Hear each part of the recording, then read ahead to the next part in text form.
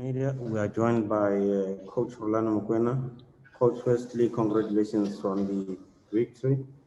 If you can just give us a summary of the game, please.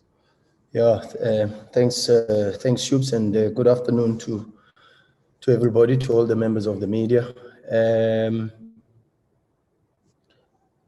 Yeah, good.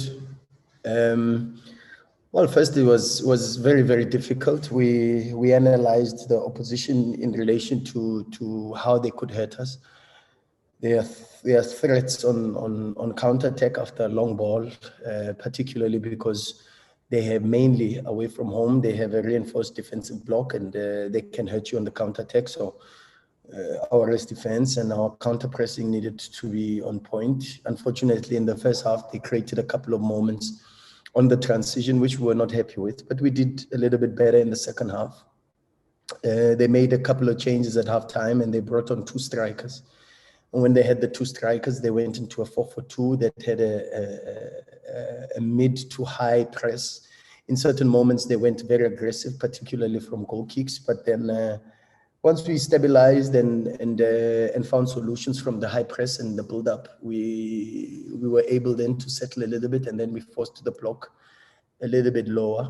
And then when the block went back low, we still found spaces in between. So after the second goal, we looked like we could get the third and the fourth because we had the momentum. Up until that moment when we got the red card, which leaves a little bit of a sour taste and a disappointing feeling to the game. But yeah, good. We played against a very good side, a strong side, and a team that defends extremely well. And we're very, very happy to get the 3 points. The hand from Lorenzo will be the last one. First Sobri, Mark, and then Lorenzo. Sobri, you may go ahead, sir. Good evening, everybody, including the coach. Having said on what you have just said, I'm not going to Dennis per se, but I just want to look at Mamelodi Sundowns as a team. Do you have some kind of a policy that if a player, not necessarily this red card, if a player has cost a team in terms of red card or unnecessary yellow cards, do you fine them? That's one. Secondly, you are 9 points ahead. Are you already starting to, put things together, checking the points that will secure the league just before maybe you're heading towards there? Those two questions. Thanks, Aubrey.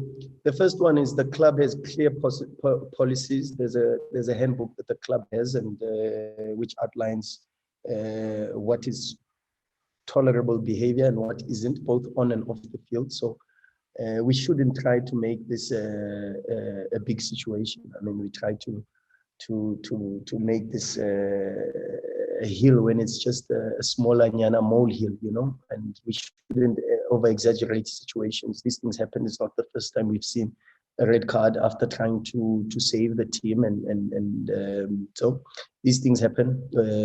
Of course, we will deal with it, but we'll deal with it internally, and the club will take the right sort of measures to be able to deal with this situation. It's not a form of ill discipline, but it is a form of compromise and with an element of difficulty in responding to a compromised situation. But it is what it is. We'll deal with it, and the club will deal with it as the club sees fit, and in relation to the policies and the handbook that is set out, and everybody is aware.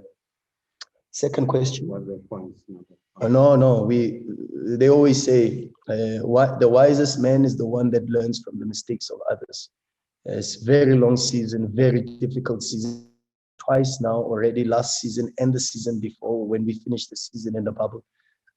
With 8 games to go, Kaizer Chiefs was 14 points, 16 points ahead of Mamelodi Sundowns, and on the last day, Sundowns won the league. So you can never ever count your chickens before they hatch in football. We take it one game at a time, and we try to prepare for the game and to play the game, to win the game.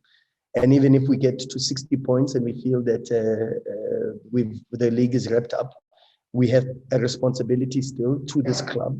We have a responsibility to the management, the ownership of the club.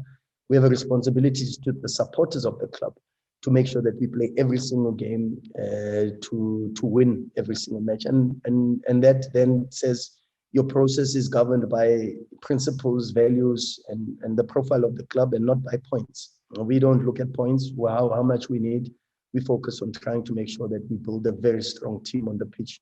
And that means that every single day that team has to advertise the core values and the principles of this club, regardless of the mathematical situation.